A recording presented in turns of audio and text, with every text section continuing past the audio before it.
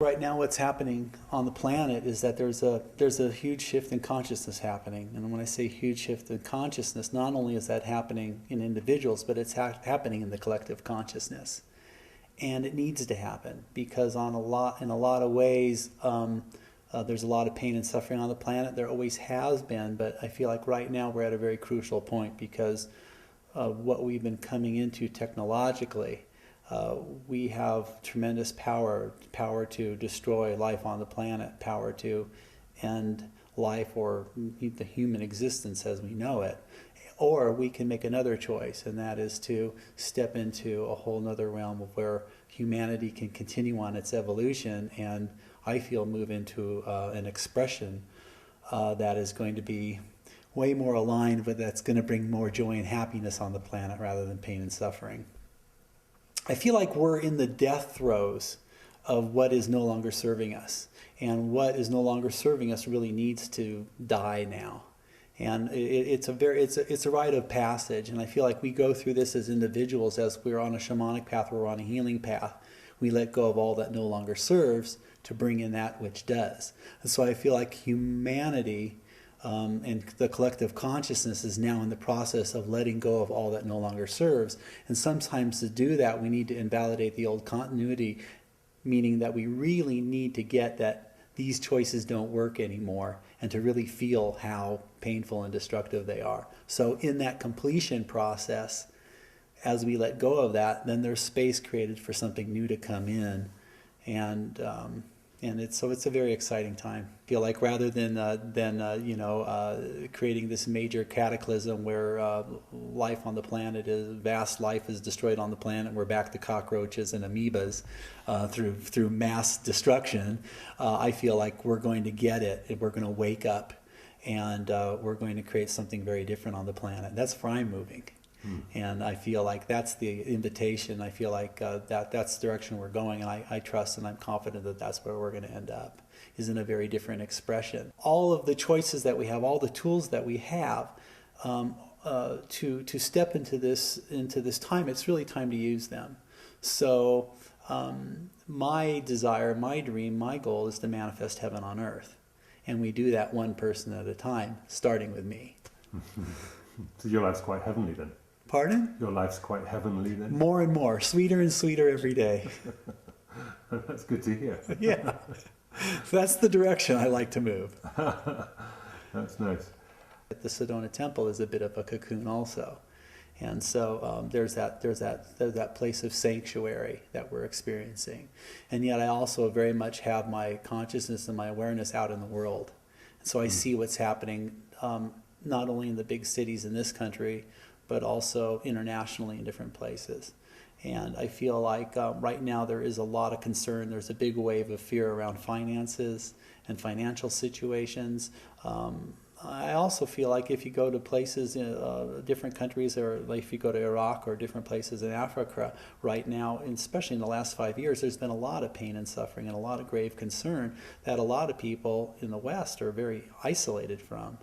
So I'm not in denial of those things. I know that those things exist, and I own them. And so it's like, what can I do here now to make a difference on what's happening all over the planet, all over the world? Well, it's interesting on a personal financial level. I look at the economic changes and I go, okay, here's all this stuff happening. And whenever there's a lot of movement and there's a lot of emotion, either a lot of excitement or a lot of fear, I always feel like that's a place for opportunity. And so I'm looking at that, and I'm feeling like it's kind of like two-pronged for me. Not only is it for me, I feel like there's tremendous financial opportunities right now, there's also tremendous opportunities for a more important goal, which is facilitating tremendous shifts in human consciousness. So I feel like both can happen, that I can help facilitate those shifts in consciousness and at the same time realize some financial opportunities too. What we do here at the School of Temple Arts and at the Sedona Temple is really about taking ancient skills and tools and techniques and rituals and also integrating in new techniques and tools and rituals to create a shift in individual consciousness, which of course fans out and affects the collective consciousness. So the tools of sacred sexuality, the temple arts, the tantric arts, shamanic arts, all these different things are very powerful tools.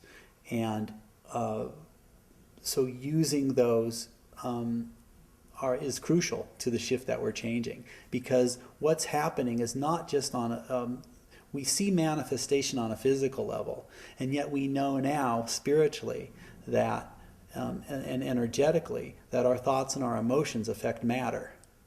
So I mean, this is the foundations of a very powerful shamanic practice of raising our vibrational field and our emotional energy and creating that vibration that actually affects matter.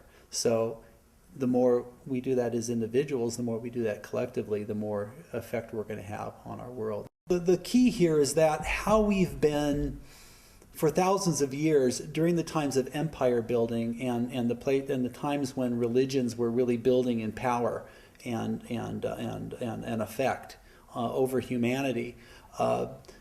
The empires and the religions realized that people could be controlled and manipulated if they disconnected them from their power, and the most effective way to do that is to disconnect them from their sexuality. So a lot of what was instilled 2, 3, 4 centuries ago was a lot of guilt, fear, and shame around beauty, sexuality, passion, abundance, wealth. And we still are seeing that happen, that people have this, they're working through the challenges and bringing in some clarity about what their relationships to health, well-being, success, relationship, finances, all those things. And so there's these shreds of guilt, shame, and fear where it's like if you're successful, that you should be guilty for that or something. Or if you're beautiful or financially set or something, that there's some shame or guilt around that you can't be a spiritual being and be financially successful as well. So there's all these conflicts that are being cleared up. We start all the way at the foundations of where for most of us as children, we were shamed for our sexual desires, our sexual feelings, our self-pleasuring. We would hide it. We'd be ashamed of it. We'd have to sneak around and do our self-pleasuring and our sexual things. People didn't talk about it. We weren't instructed as young men and young women how to really be present, powerful sexual beings and creators. So that's why that work is so important, because as we own our passion and desire and our sexual energy, that's actually one of the most powerful propellants of our dreams and desires and that place of shifting matter. The life force energy and the sexual energy is actually at the core of who we really are. That it's really the foundation, oftentimes it's the foundation of our spirituality.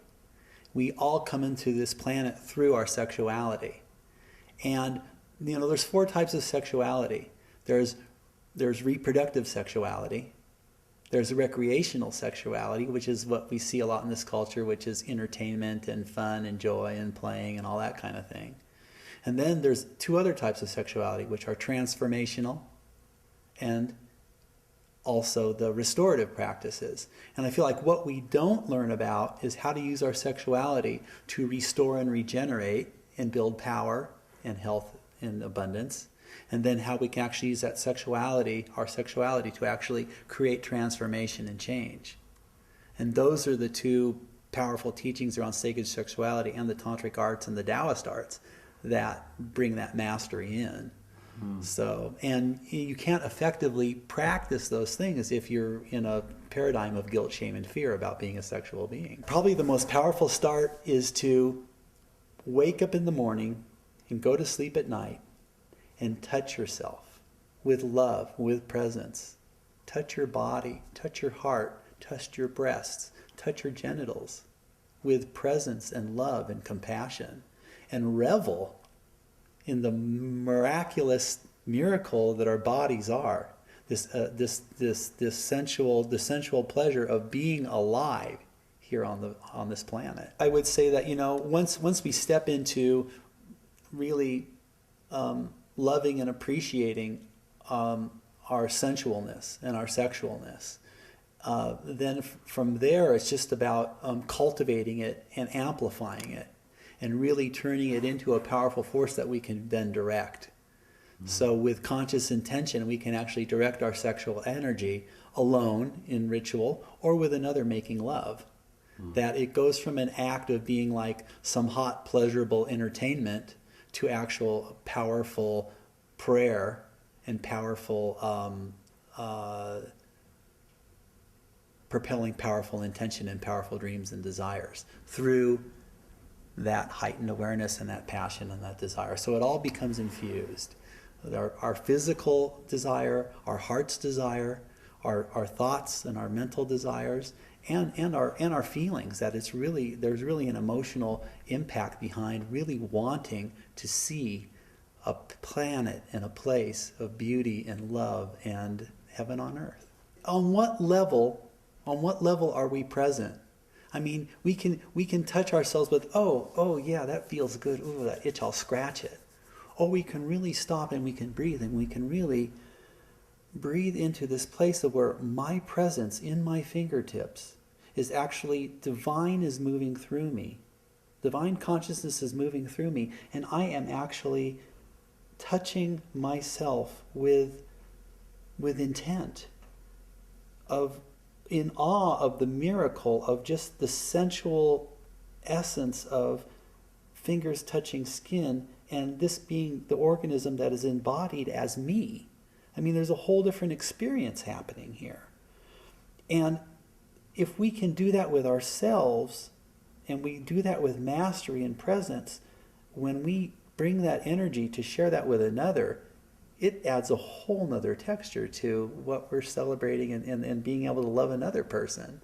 So, all I'm saying here is that if we can't successfully touch ourselves and be blown away by our own presence and our own intent and our own texture and feeling and quality of how beautifully we can show up to love ourselves, that's where it starts to be able to be a lover with another person. So just bring the mastery here, and then it'll show up where everybody else gets the benefit from that too.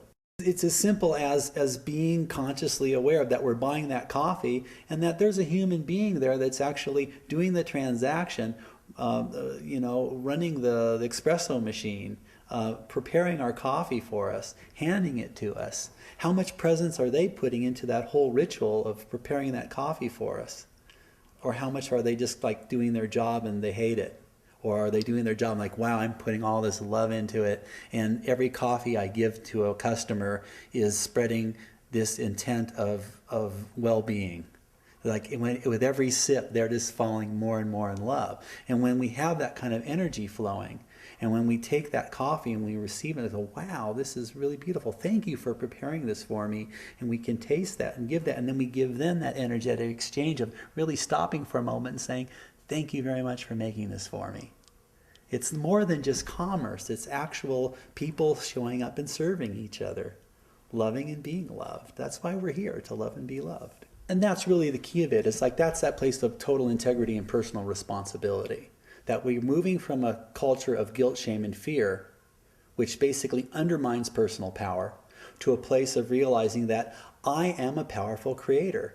I choose how I'm moving in my life, and that we're not squashed. If we're living in guilt, shame, and fear, we become very small. We're afraid. We're afraid we're going to make the wrong move and we're going to do it wrong. And we're going to be bad again. But when we're coming from this place of releasing the guilt, fear, and shame in our beings, what happens is energetically we expand. And energetically, we become really big, and we start realizing that our thoughts, our emotions, our actions have a profound effect on reality and matter, and on our lives, on other people's lives. And that's the place of really celebrating life and really stepping into the hugeness of our beings. Probably what's most important is to remember who you are. And that's part of what all this is about, and why we move into the sexual arts and the sensual arts and into our power as conscious creators, is that we're remembering who we are. And it's easy to be reminded when we're in a beautiful space with all these loving people, and there's beautiful music happening and beautiful food and all this abundance and greatness and everything. And yet when we take ourselves and we're going down the road and we're going through the checkpoints and of different realities of truck stops and people that are in the quote-unquote rat race, it's important to remember that I am not a rat, and I'm not racing. That's all. I'm not a rat, I'm not racing. And what happens is we become the resolution And we're reminding others out there in the rat race that we're not rats and we're not racing. That we're taking to stop a moment and we're actually connecting with somebody and saying, hey, I see you. Do you see me? Let's be in our joy. What's more important than loving and being loved? In the places of consciousness, especially if you move to someplace where there's a lot of strife and a lot of pain and suffering and a lot of war, it's even more important that we remember that. And it takes a great deal of personal power to do that. So again, the shamanic arts, the sacred sexual arts, the temple arts are all about building personal power so that we remember and that we forget less often, and that within that power that radiates out from us, we're actually reminding others who they are so they can remember. And it only makes a difference in every moment to whether they need to, do they want to put down the gun or pull the trigger? It's as simple as that. It's a moment choice. Being conscious, being present, and being spiritual, it changes your relationship to everything. And if, for instance, even with money, how do we hold money? And we're constantly either working for money to get it, or we're out there spending it to bring things in. So my attitude toward money is that they're God dollars, they're goddess dollars. And that energy is really important. How I hold it, how I spend it, what I'm doing with it. How am I using this energy to create more love and abundance and more ease? So if I bring that consciousness into every action, then it starts spilling into every action. If it goes out as a God dollar, it comes in as a God dollar, and it's all energy. So so in that place, there's always tremendous gratitude. There's always tremendous gratitude, and if we can live in that place for gratitude, then that just seeds more and more gratitude. And again, it's like not only remembering who I am, but what energy is and who everyone else is and why we're here and why we're doing all of this. It's like, keep it simple. You know, it's like we're out there fighting wars and doing jobs and running around, driving like crazy, making deliveries, whatever it is that we're doing in our lives. And we're doing it so that we can be safe, we can have shelter, we can have food for ourselves and our families and the people we love. And it's all about loving and being loved. That's really what's moving us. And when we forget that we're doing it to love and be loved, then all of a sudden the fear comes in, the greed comes in, the scarcity comes in, and we lose sight of the picture. It's like, oh, wait a minute. That's right. I'm moving and doing and breathing and being and working hard so that I can create safety and love and protection and all those things. And we want, not only do we want that for ourselves and the people we love, but we want that for everyone. We want that for the whole planet. And if we're in a place of gratitude and abundance, then it's not like there's only so much. And that creates that competition and that fear that if I don't grab the food, someone else is going to grab it. You know, so it's like, well, wait a minute, you know, there's enough food for everyone, and there is enough food for everyone. We already know this. And yet we're again in the paradigm of guilt, shame, and fear. The model is scarcity and competition. And in the model of freedom, love, and abundance, there's ease. And you know, this is another interesting point. When we stop and we breathe and we're present, we can feel what's happening in our nervous systems. And in our nervous systems, are we in ease? Or are we in contraction and fear? And so as a responsible being, what is it that we need to do to bring ourselves into ease in each moment? Whether there's a truck racing at us at 100 miles an hour, which says, I need to get out of the way so I can be in ease, or whether it's financial contraction or feeling like somebody I love is going to leave me, what is it that I need to do now to bring myself into ease? Because if I'm not in ease, I'm in dis-ease. And that is what creates the breakdown and the spin and everything else that takes us out of consciousness. So being in ease is really important. There's a lot of misunderstandings and a lot of confusion around spirituality, and especially around the whole New Age spirituality and New Age movement. I'm not really a big proponent of all that. And I feel like what's really important is for people to get grounded and get present. That spirituality isn't in here, it's in here. And that's one of the reasons why I love sacred sexuality and the tantric arts so much, is because what they're saying is that we are the divine conduits. And that if we can polish our links with our own hearts and our own bodies and our own bellies, and we can show up as responsible spirits and create harmony within our own being, then it just happens outside. That we are the conduits of divine, and that if we're paying attention to what's happening inside, we're paying attention to spirit. So it's right in here, not out there.